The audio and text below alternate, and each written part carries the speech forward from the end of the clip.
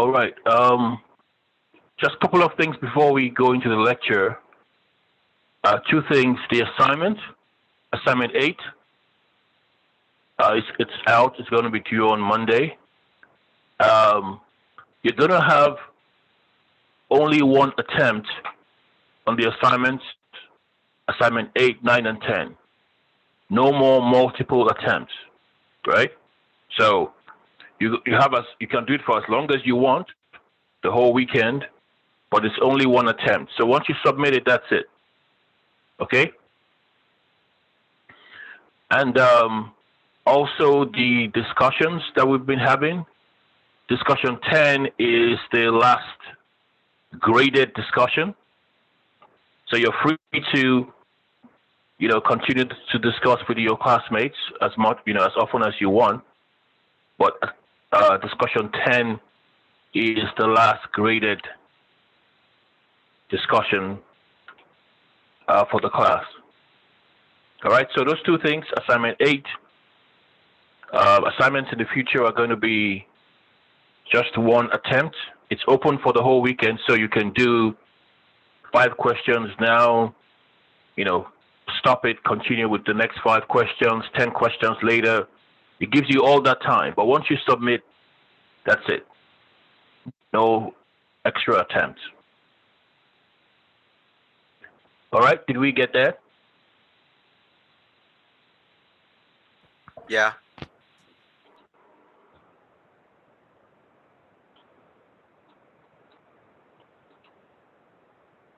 All right, so assignment 8 is out there.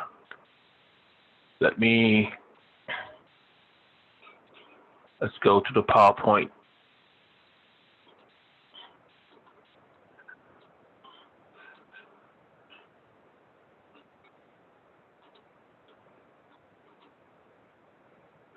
Okay.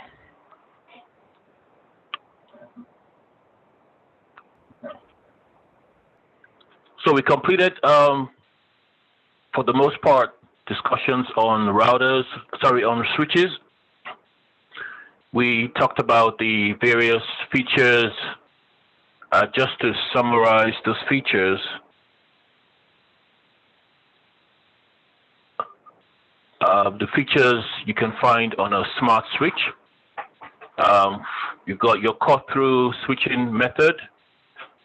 You've got your fragment-free and your store and forward, right? So based on what we said the last class, while we had the discussion,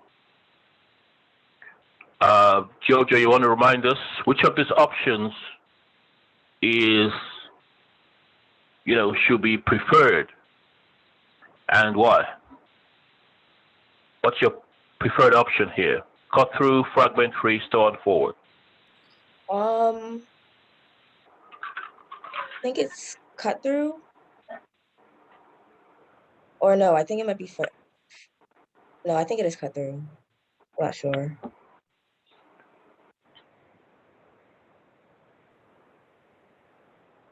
Jojo, say that again.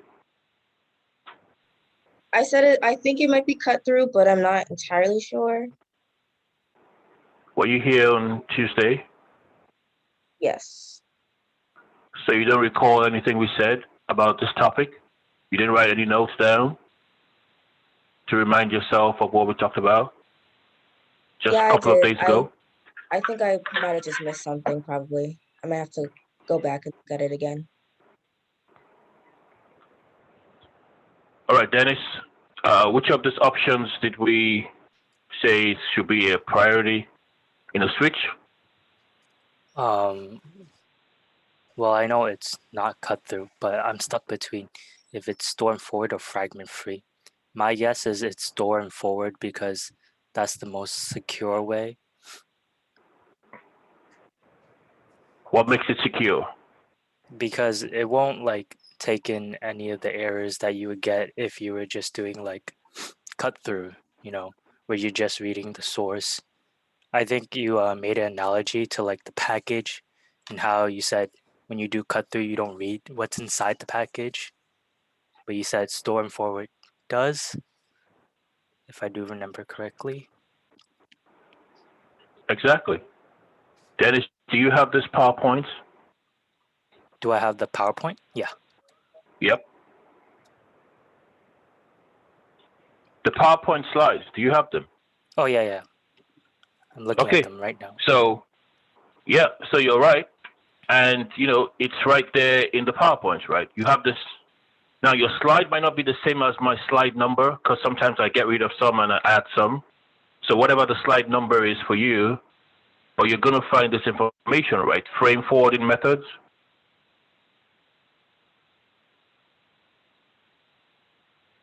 I'm sorry, was that a question? Sort of. Could you repeat? So you have this slide in your slides, right?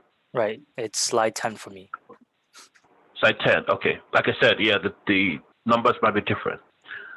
All right. So the important features on a switch and people whose job it might be your job one day to get your company or your business a switch, and you want to ask the right questions and be sure that it has the right features in that switch.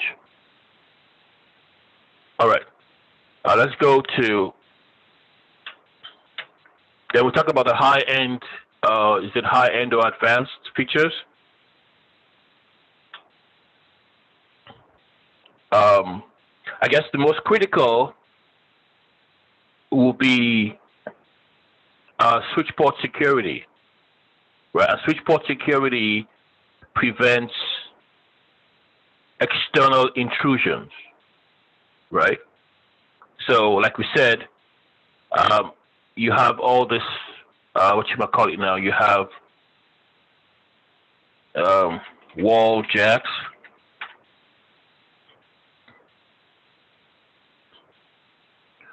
All right, so you have wall jacks that might look like any of these guys here, right?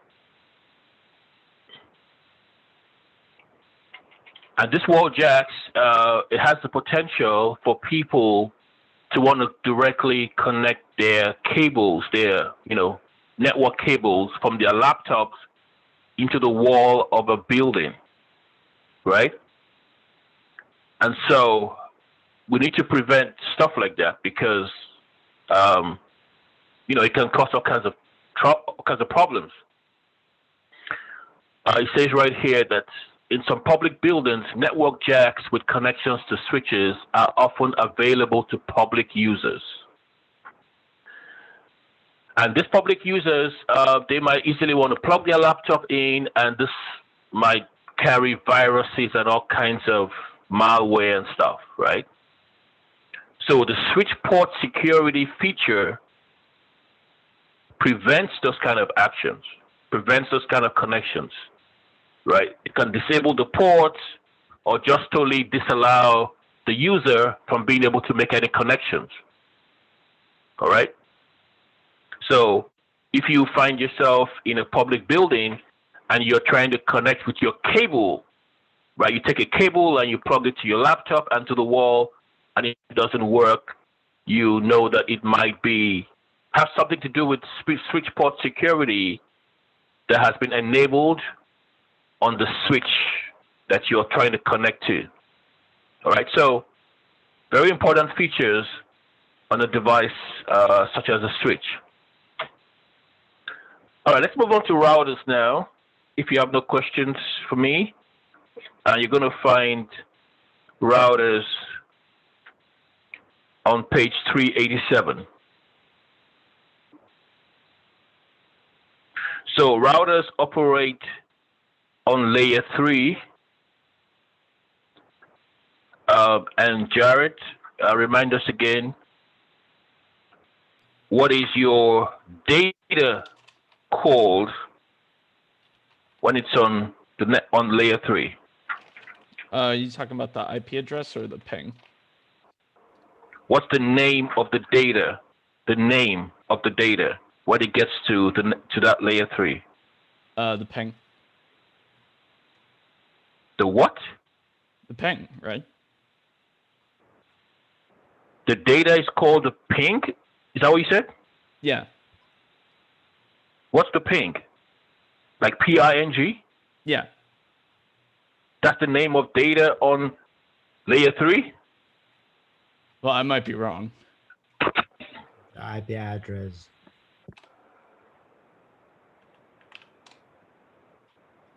Chris L., what is the name of data when it's on layer 3? Aren't they called packets? I can hear you. You're kind of... Say it Aren't they again. called packets? Packets. Exactly. And Chris, we talked about switches, right? So when they are on the switch layer, which is layer 2, they are referred to as what?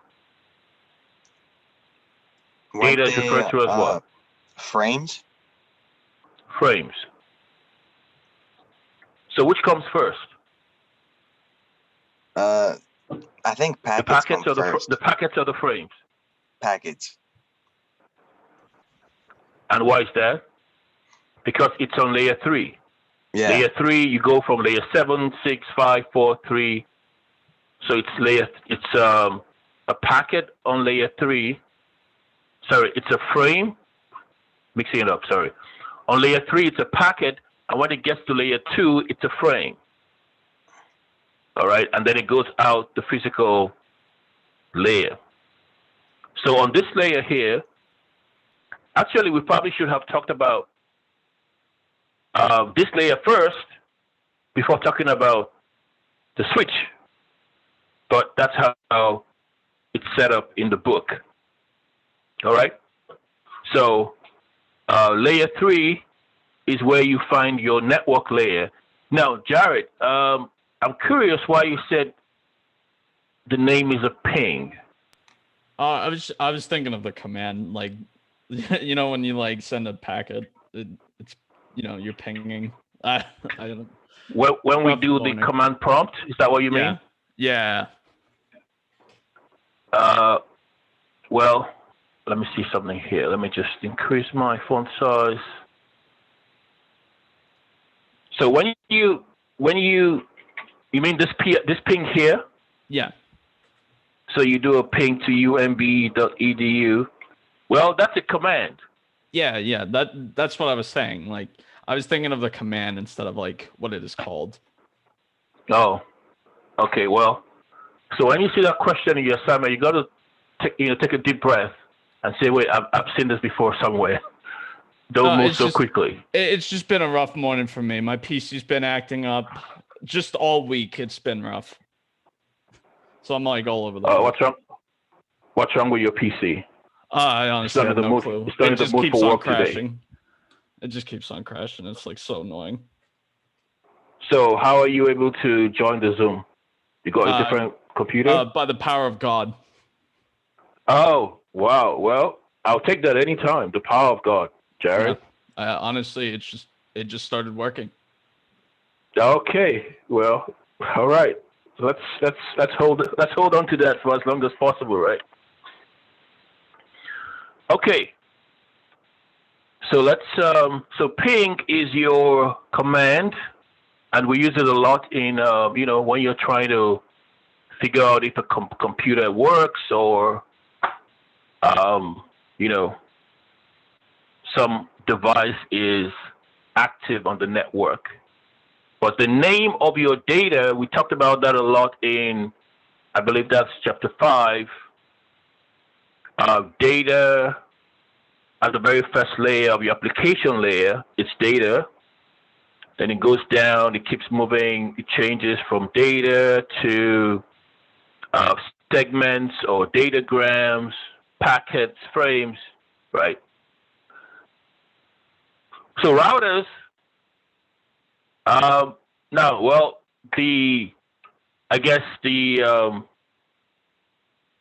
me ask this question. Jared, let me go back to you. Have you seen a router before? Yes, I've seen a router before. Well, I knew you were going to say yes, because the router you've seen is where? At home, right? Yeah. Okay. So most of us, have our routers at home. But the router we're talking about here is not just the one you have at home, but more importantly, routers that power businesses, right? That power companies that, it's going to be in your office. That router you probably may actually never see, right? I mean, at least in my case, I probably worked 4 or 5 years before I saw the router in my company, believe it or not, because they don't just lie down on the desk somewhere for anybody to take a look at. They're way, way, way, way deep in the computer room, in the computer center, like deep in there.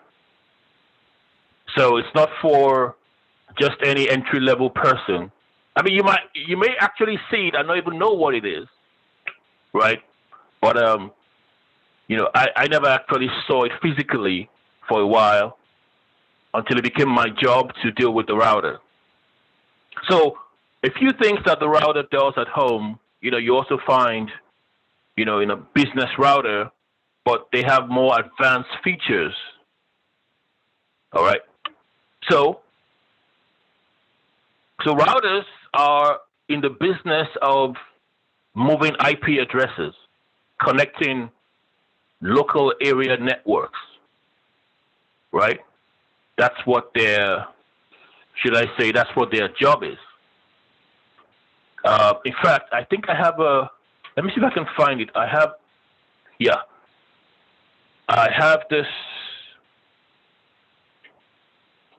this YouTube clip here. I'm gonna play it. Let me see if I can get it correctly here.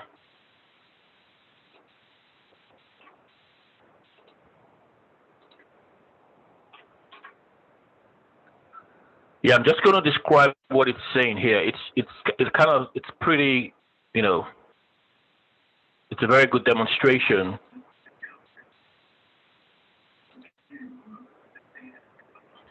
So right now, when you look at a network diagram, Edwin, let me have you here.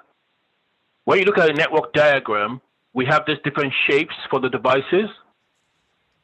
So can you tell which of this is the router and which is the switch? Isn't the router at the top? Say it again. It says router at the top. Okay, I like that. It says that, right? Yeah. So, but the shape, even if it doesn't say it, right? The shape is how you know. Because the shape of switches are like, cubes or boxes. Routers are usually cylindrical, right? So even if it doesn't say it, it's something you should be familiar with. That, okay, when it's round, that's most probably the router. So you're right, we have a router there. Okay, so let's go on. So you can see in this diagram here, or in this demonstration, you have two computers, which are, you might say that they are two, let me try you guys here. Let's try something. See if we can recollect a few things here. Justin, are you there? Hi. All right, Justin. So these two computers, are they on the same network? No. All right. How would you tell? Yes or no? How would you know that? What are you looking at? Actually, I think they are, because they're connecting to the same router, which is like the same network. I thought they weren't because they had different IP addresses, but that's not relevant. So back to the question. Yep. Are they on the same network? Yes. So you're saying they're on the same network because they're connecting to the same router? Mm-hmm. Okay, Izara, let's go to you. Yes. They're not on the same network. All right. Because or why? The IP address, the third section, it's not the same, so they're not in the same network. Because this one, the first one is 10.10, and the other one is .5, so they're not on the same network. All right, so Zara, you're looking at the .10. Is it the .10 that makes it a different IP or different network? Is that the part of the IP that tells you it's a different network? The .10 and .5? Yeah, I believe so. So this third part is how you know it's a different IP, different network. The third part there. Mm-hmm. This one right here. Mm-hmm. Jen Lane, let me go to you. Are you there? Yes. All right. So back to the same question that I asked Jared and sorry, not Jared. Well, I just asked your classmates now. Sometimes I move too fast. I forget everyone's names. Are these two computers on the same network? No. All right. So how can you tell? Basically, there are different edges. They have different IP address, and this means they are in different places. So what IP address are you looking at? Under the computer 1 and computer 2, the IP address. Okay. So the IP address for computer 1 is 192.168.10.1. Yes. Okay. All right. So now, when you look at this IP address, Janine, which part of this IP address is the network? And which part is the subnet, and which part is the host? Like, if you have many people in the office, what part is for that computer itself? Can you tell? You've got 4 parts of these numbers here.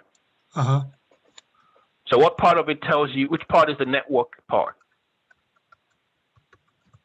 The first 3 number. The first 2 numbers, right? The first 2 numbers tells you the network itself. Now the third number is what you said. The third number tells you of the subnet. So if you have a big network like UMass Boston, and you divide that network into different, it's a very big network. So you make it into different, like the HR is over there. Then you have maybe IT, you have the, administrators, whatever. That's the 10. So this 10 could be 11 or 12 or 13, 14, depending on if it's a subnet. And then the one is the particular computer. Like my computer is going to be 1, your computer is 2, the other computer is 3, our other coworker is 4. Right? Yeah. All right. So that's the third part there is the subnet. All right. So this is on a totally different net. So this IP address is different compared to this IP address. I think it was, okay, I'm going too fast here. Was it Edwin that answered the question? No, it wasn't Edwin. Who answered the question about the first person I asked? Forgive me, guys. Just remind me here. When I asked about, you said it was on 2 different networks? Oh, that was me. Justin? Yep. All right. So, now you're saying that they're connected to the same router, and so they're on the same network. Yeah, I did think. Now think about this. Think about this. Right. If you and I take an Uber, let's say we take an Uber together. Let's not say an Uber. Let's say we take a train, right? We take the same train, you and I. Now, do we necessarily live in the same house? No. Exactly. So these 2 computers represent 2 different networks. Okay. For you to go from computer 1 to computer 2, you absolutely need to go through a router. So if let's just say the message is going from computer 1 to computer 2, the only way it's going to get there is going to go through a router. Just like my zip code is 02472. Now your zip code is a different place, right? Now for you and I to exchange packages, there's got to be what I'll say something in between that helps us to make the exchange, right? Yeah. Doesn't mean we live in the same place. So being connected to one router does not necessarily mean. The only way you can tell is when you look at the IP address. The IP address is totally not the same, right? The IP addresses are totally different. That is your primary way of knowing, are these guys on the same network, right? If they were both 192.168.10, and then you have maybe .1 and .2 on the other side, then you can say they're the same network. But they are not. Okay? So let me run this demonstration, and I'll kind of explain what's going on here. So right here, just like your switch, we have, when you have an exchange,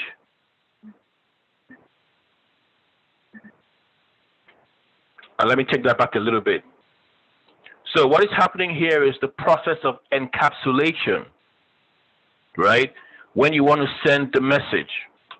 So right here, we get the IP address from both computers. Oh, well, from computer 1, let's just say. So computer 1 is going to send the packet, right? Destination and source IP. And it's going to be like an actual envelope, all right? So it's going to grab both sets of information, and that's your packet there.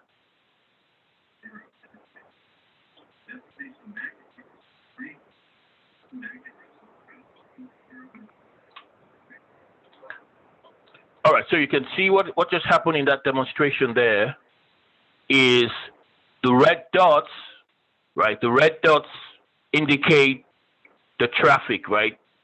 Computer 1 is trying to send this packet to computer 2.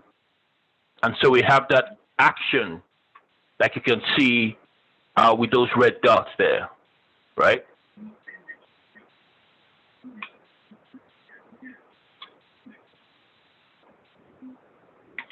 So just like a switch has a switching table, right? A router has a routing table. And you can see at the top left here, in the routing table, the router has the IP address, source and destination, and also has what we call the port, is like the port address, right? Let me go out of here for 1 second and show you guys what I mean by the port address there. So for every router, I think I found one here. Okay, let's just use this one as an example. All right. So in every router, you have I'm just going to take a gamble here because I'm not seeing it too well. I'm going to take a gamble here. One of the ports here, right? One of the ports here is how you connect to other routers. So let's say this port here or this port here, right, might be referred to as Ethernet 1, Ethernet 2. One of the ports here is how you connect to other routers, okay? So the router has to decide, well, where is the other router connected to? The other router might be connected to Ethernet 1 or Ethernet 2, just like when you connect two switches. Right? It's not a very difficult thing to imagine. When you have to connect routers together, for the network to work. Right? That connection has to take place. So when you see Ethernet 1, ETH1, and 2, it's referring to the particular port that the other router is connected to. That's what is in that YouTube clip there. So right here it says Ethernet 0, Ethernet 1. All right, so this is a router, right? On the computer 1 side, the computer 1 is connected to the port Ethernet 0, ETH 0. And the other computer or the other network, so to speak, is connected to Ethernet 1. So it's just a port where you basically have the connection. So the networks that are attached to your router are attached using a port. That's basically what it is. Attached using a port. All right. So for this router here, we can assume that there are 2 ports on that router. Computer 1 is connected to one side of it, and computer 2 is connected to the other side of it. That's what you see as this information here, right? When you look at a switch, it's like when you have the port number on the switch. It's just kind of the same idea. When you have the port number, you have the MAC address and the port. Well, with routers, you have the IP address and the Ethernet port, so to speak. Ethernet port where the router is connected to the network. Anthony, does that make sense? What I'm trying to say here? Yeah, it makes sense. Yeah, so if you could kind of zoom in on this router, then you will see that basically the connection from the right side is kind of plugged in, and the connection from the left is plugged into the router. That's all it is. Yep. Now, routers are not actually round or cylindrical in reality. It's just how we design it using that shape. All right, let's see what else we got in this YouTube clip here.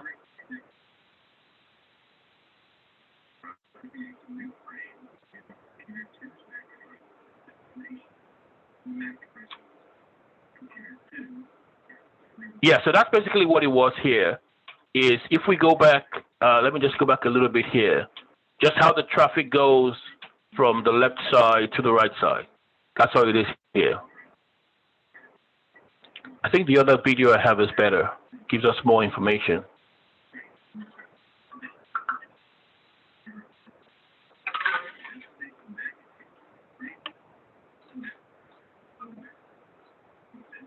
So basically, this shows us how the computer has to gather all the information, the IP address, the Ethernet port, and then sends it along basically to computer 2 using all that information. That's what it is.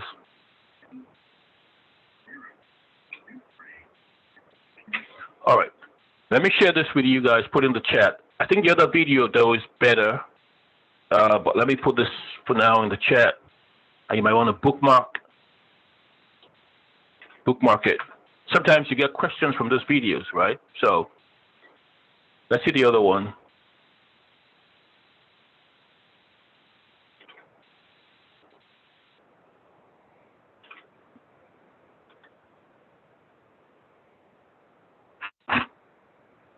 Okay, well, I'm going to share this with you guys too.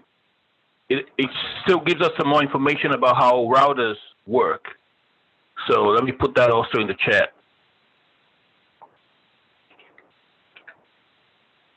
So you got 2 YouTube videos there. They're not very long, but you want to absolutely review them before you do the assignment. All right, let's move on here.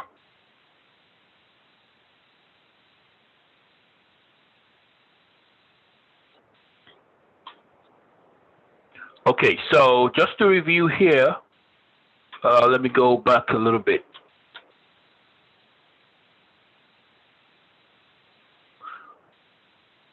All right, so routers have these features, right? The job of a router primarily is to grab the IP address, right? And it connects the other IP address.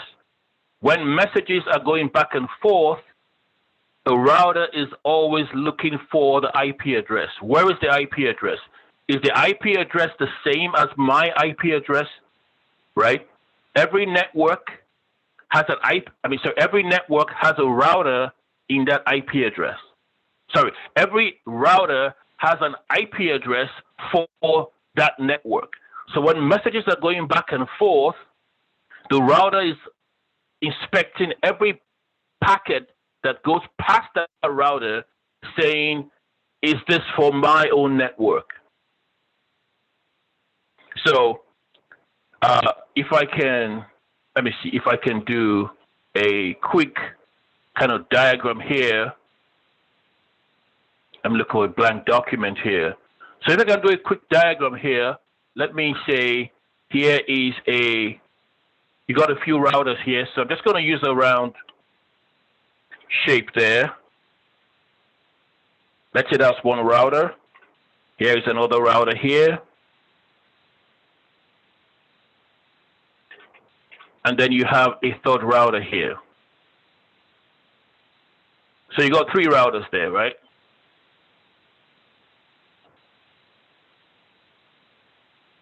All right, let's make it a bit more fancy here. So here are your three routers. All right. So let's just say this is, if this can work, not so sure. Well, we have the colors, so let's just stick with the colors. I don't want to mix up too many things here. All right, so here is another shape here. I'm going to say this is an arrow. So here's an arrow. And let's give it a good weight here. And let's change the color a little bit too. All right.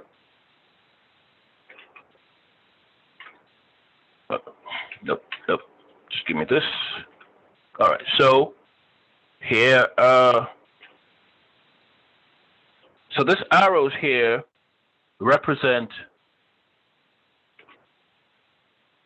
packets going back and forth, right? Well, going from, let's just say, going from point A to point B. So we'll say, let's insert text here if we can.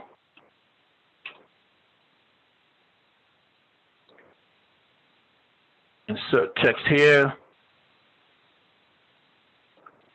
Let's say that's B. Give it a different color there. Say that's black. All right, and the last one there is C.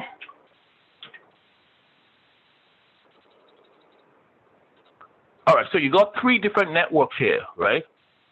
If I can just, I don't know, use a different shape here for, I'm just going to use this here, this little shapes here to represent computers. So you got computers in these different networks here.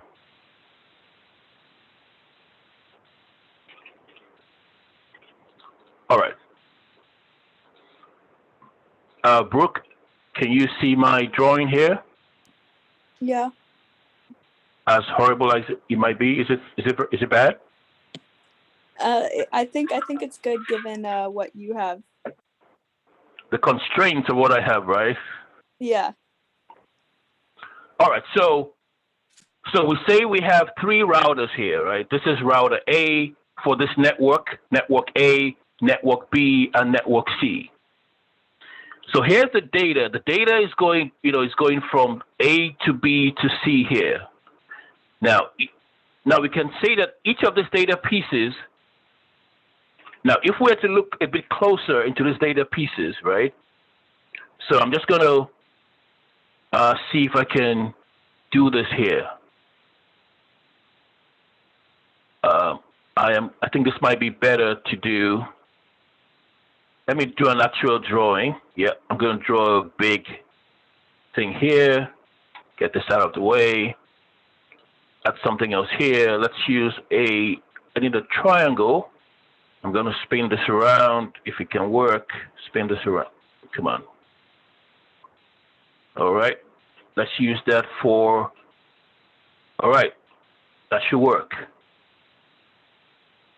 Right. Nope. The shape is right. Okay. Let's add some text here. Gonna say it's gonna be white. So 121.45.2.1.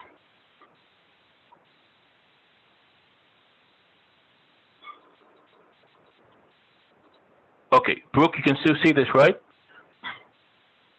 Yes. All right. So here's what is going on.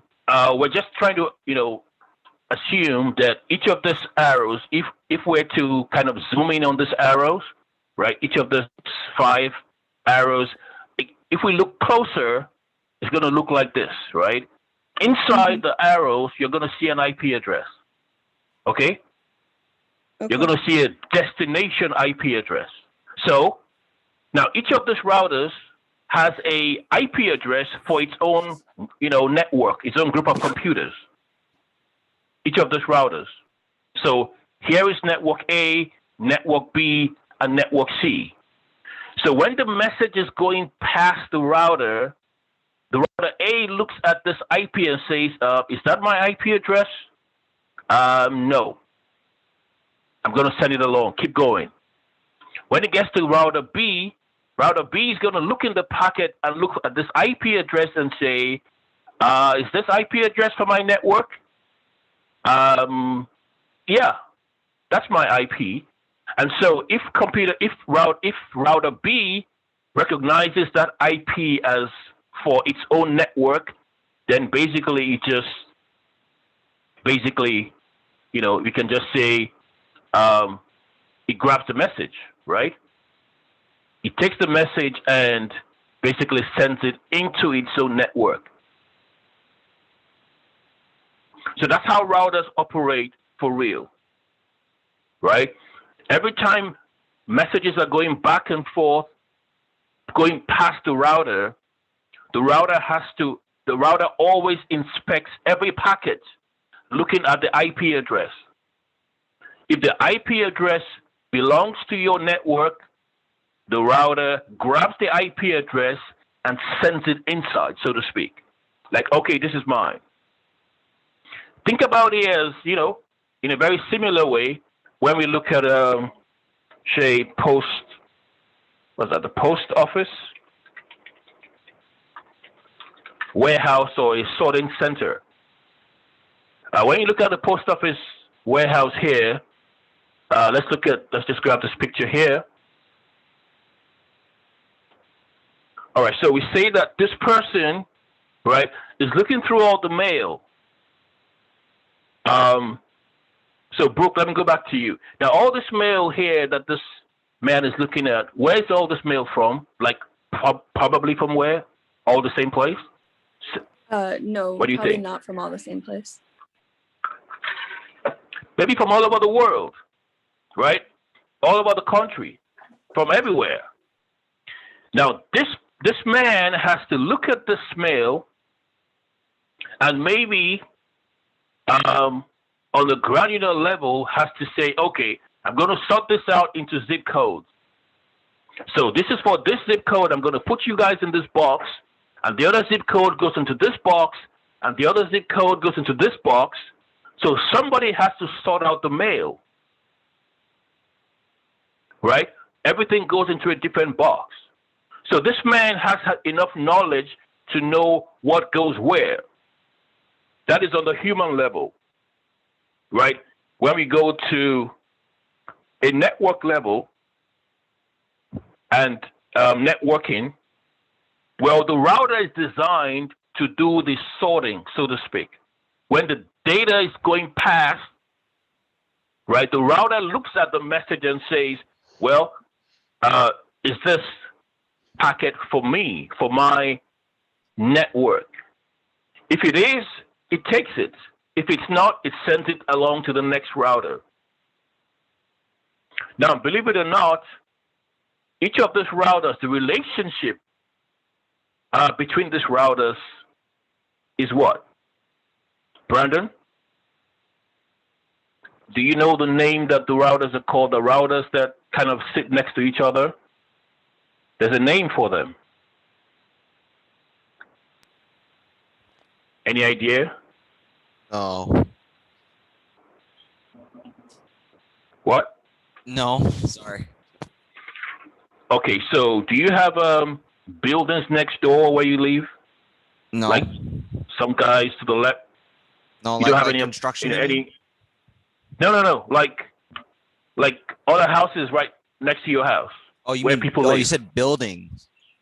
Buildings, yeah, buildings, Oh, yeah. apartments, houses.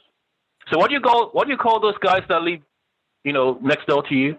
Neighbors. Exactly. That's what they're called. Oh, okay. Routers next to each other are called neighbors. And that's a real term. They are referred to as neighbors. Routers, because they need to work together. They need to share information, right? They need to basically collaborate. Let me find that word or term for you, neighbors. Where is it? NEI. Yeah, the index for this book is not the very best. It doesn't give you too many options here. Oh, actually, it's there. Page 393. Well, yeah. Well, we found this one, the index 393, Brandon. So just so you know, I didn't make that up. Like what? Neighbors? Is that a thing? So do you see page 393, Brandon? Yeah, I see it. And you see that neighbors there, right? Right down where you say distance vector protocols. Yeah. It says share information about an internetwork status by copying a router's routing table to other routers with which they share a network. Routers sharing a network are called neighbors, right? In a large internetwork, changes to the network are passed from one router to another router until all routers have received them.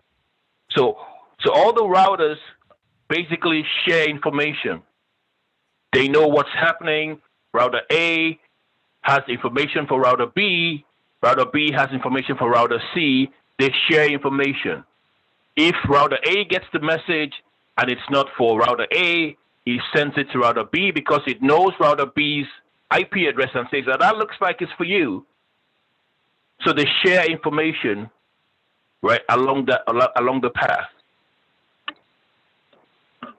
All right. So we just talked about the router interfaces, right? And that's when we looked at this diagram here. Where is that? The interface. The interface is basically the ports. The port where you connect the network, right? So like in that YouTube video there, we saw where the connection was made. Two computers were connected to a router. So that's what you mean by the interface. And so if you look at this diagram here, it's just kind of like, same thing we saw in the video, right? Or back to this diagram here, right? If I could, let's say, actually, I guess in real terms, you would have, well, let me try this again, just to give you guys good. If this was your router, and then your router had, of course, the interface. So let's just say here's an interface here, which I'm going to give it a different color.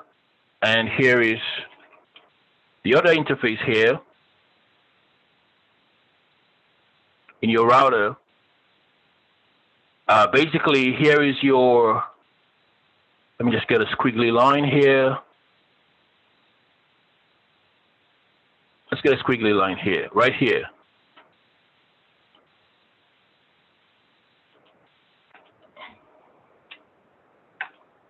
Nah, that didn't work out so well. I don't need anything that confusing. Let's get something else here, get a different shape. All right, so if we say this is your cable, right, that's what we're trying to do here.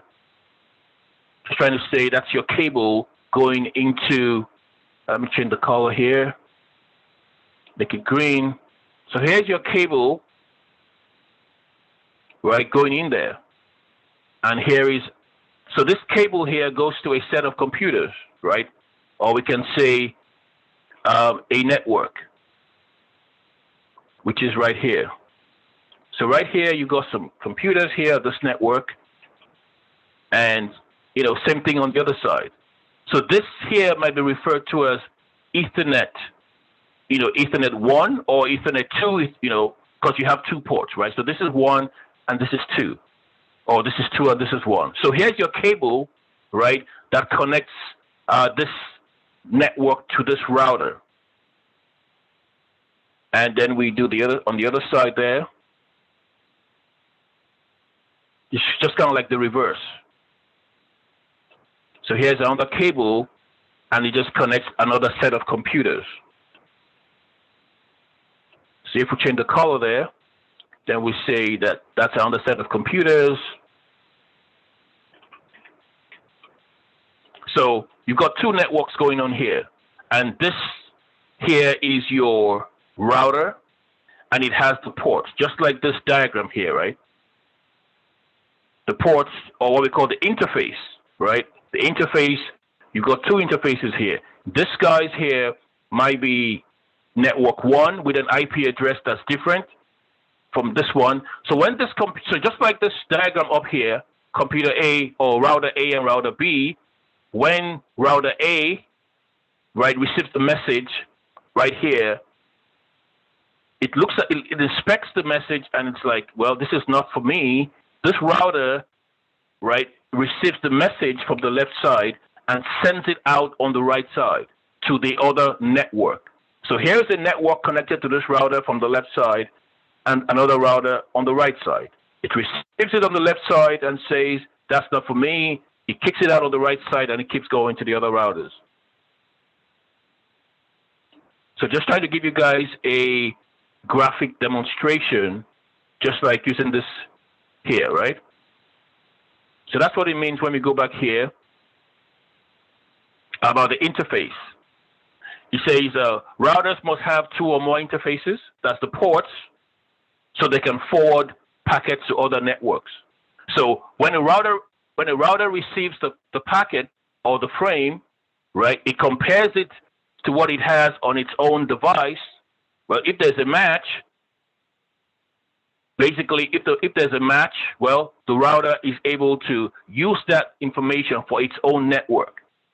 If there is no match, well, it just forwards the packet to the next router along the way. Packet forwarding, right?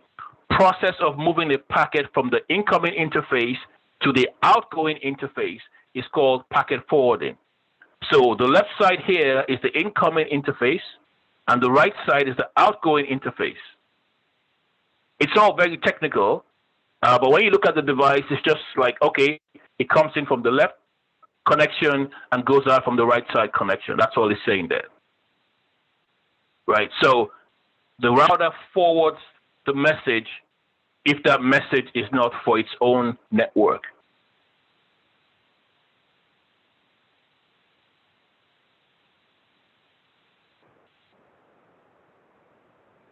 Tigran, how does it sound so far? Using this diagram to explain packet forwarding.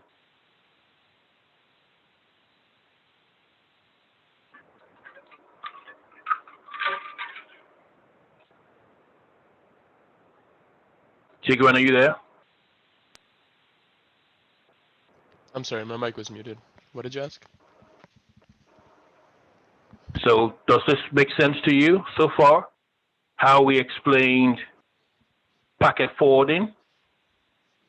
In this diagram here of when your connection is, when you connect to the router, right? This is the blue part here is the router. This is the port. This is a cable for this network here, and this cable is for this network. When the router receives the message from the left side, it inspects it. If it's not for that router's network, it sends it out the right side and it keeps going. Yeah, that makes What? sense. No, yeah, and then Makes it sense? outputs it after it executes it. Makes sense to me. Yeah. I mean, well, executes it. It doesn't. When we say execute, maybe that's too much of a word. Maybe. Examines it. Perfect. Yeah. Perfect. Yes. So it examines it, because when we say execute, it's like something happens, right? Yeah. So examines it. You're correct. Examines it and says, well, that's for me. It keeps it. That's not for me. It just sends it out the other way. That's what it is. So yeah, you're right about that. All right. So the router has routing tables, like we said, right? It has a routing table.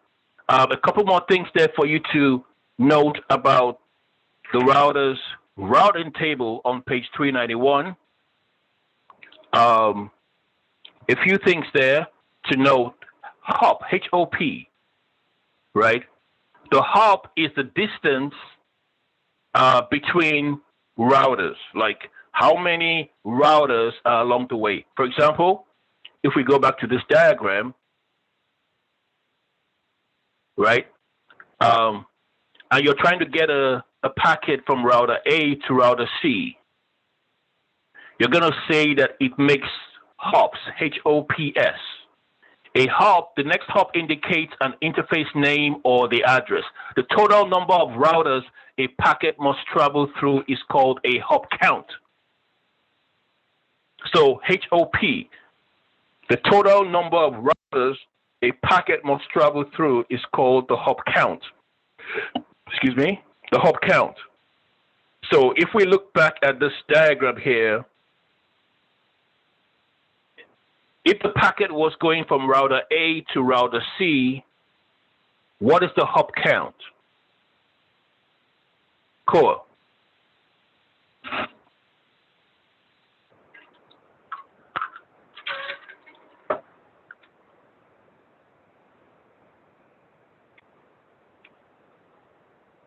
Core, are you there?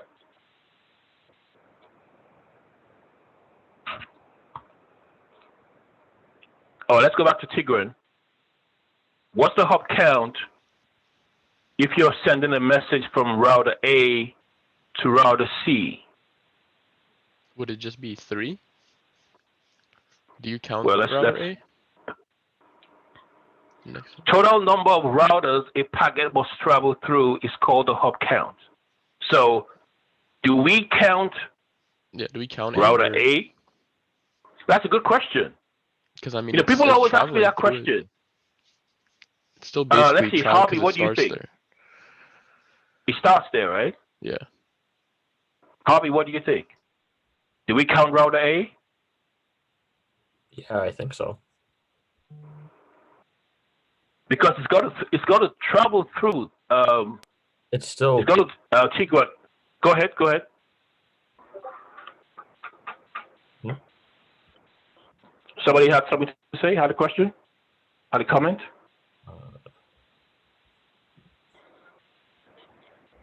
All right, so Tigran, if you start at router A, well, router A has to, what's the word we use? Examine the information. Like, where is it going? Yeah. And then it has to send it along. Yeah. So it's still traveling because it has to leave router A. It's traveling has to from leave router router A to A. router B, and then from router B to router C. So it's basically traveling 3 times. I'd say it's 3. So yes, I think it's 3. But the question is, now if it's going to router C, do we count router C? Sorry, can you repeat that? Does it count routers? Do we count router C? Remember, it says here. Let's just get it correct. Go ahead. I mean, for router C to receive it, doesn't it also have to examine it? So like, just like router A, it'll have to examine the information that's coming in. So technically, wouldn't it still be 3? So I think that's what it is. I think it's 3. Yeah. Because each router has to look at it and say, well, is this for me or not? So it has to travel. It has to travel through each router to get to its destination. So it travels through router A, it travels through router B, and it travels through router C, and that's where it stops. Yep. So you got 3 routers, and so your hop count is going to be 3. All right. So that information about what you have on the routing table is on page 391. So like I said, it has a lot of information there, including the hop count. Also, you have information such as a timestamp. So the timestamp, we talked about the timestamp we talked about switches, Basically, the timestamp says it tells the router how long it has been since the routing protocol updated the dynamic route. The timestamp. Let's see what it says here. So in the book 391, it says just as switching tables need entries, that's the timestamp entries, so the routing table entries. But now look at the difference here. But the timestamps in routing tables are created dynamically. A timestamp tells the router how long it has been since the routing protocol updated the dynamic route. Not all routing protocols require a timestamp. So the timestamp in this case is not every time there's activity. No, the idea is every time there is a different, right, a kind of a different route. So usually there is a defined route that packets must take. So what it's saying here is if that route changes, it says a timestamp tells the router how long it has been since the routing protocol updated the dynamic route. So it looks to me, as far as I get this, it says not all routing protocols require a timestamp. The timestamp is not used all the time. It looks to me like it is used only when there is a change in the route. Just to read that again, just by definition, just as switching table entries need timestamps, so the routing table entries, but only those are created dynamically, and not in every case. Right? The timestamp tells the router how long it has been since the routing protocol updated the dynamic route. So if there's no change in the dynamic route, then the timestamp is not updated. It's different from a timestamp of a switch, which changes every time there is some kind of activity on that switch from certain devices. So that might be something important for you just to take a note of. Okay, let's move on here. All right, so you have routing protocols, right? We just said it now. Routing protocols, a couple of those protocols here include distance vector protocols, link state protocols. I guess important thing to note here is distance vector protocols share information about an internetwork status. So that's what we call neighbors. Right? Neighbors, they share information. Router A knows what's going on with router B. Router B knows what's going on with router C. They share information. So packages don't get lost. They share information. So packages don't get lost. Right? So very much like we talked about the post office. These messages are coming from all over the world. Well, every point, I guess, post office warehouse that these letters get to, they all share information with the next post office warehouse or sorting center. That is how you're able to move packages along, right? Maybe it gets to Florida, and then from Florida it has to go to Maryland. From Maryland it has to go to, who knows, it has to go to Mississippi or something. Then it has to go to New York. They all share information so that that letter goes from point A to point B without getting lost. And if it gets lost, we can probably determine where it got lost. They share information. So a lot of things that happen, I guess, with human networks also happen with computer networks. The sharing of information, right? But this time it's handled by devices and machines that are programmed to do the job. All right? So those protocols help to maintain those connections. Okay, let's go on there. That's page 393. All right, now this is this might help to explain what we were just talking about with timestamps and stuff. So if you look at this closely here, about the two different the two different protocols, right? So it says the distance vector protocol, it says here, there's something we call speed of convergence. So convergence refers to how fast the routing tables of all routers in an internetwork are updated. So if for some reason there is a change in the network, if you remember back to our discussions on topologies, right? Like chapter 2, I think, topologies. If the topology is, rough, or something has gone wrong, or, we need to change how the data is going to travel, then the whole route might change. Think about it as when you travel and you're traveling on the highway, you're going from here to New York, and your GPS says, well, there's traffic in 2 miles. Do you want to take an alternate route? Jared, has that ever happened to you? Traveling using a GPS and it says, redirecting. Do you want to choose a different route? Oh yeah, all the time. So with routers, the same thing happens with routers, right? If there needs to be a change in the direction of the traffic, it's called convergence. All routers have to make the change, have to basically update their records to say, okay, this is the direction we're going to go now, right? So speed of convergence refers to how fast the routing tables of all routers are able to update when there's a change in the network, right? So there are two protocols that help with that, right? Distance vector and link state. The distance vector protocol, it says there's an update periodically, right? When the routing data is transferred periodically, right? Just maybe, who knows, every 5 minutes, every 24 hours, every 48 hours, just at a certain period, periodically. But with the link state protocol, the change is only made when there's an actual change, not just periodically when there's a change. So the performance of, so, you can compare here. The link state uses a lower amount of network. The distance vector uses a higher network use.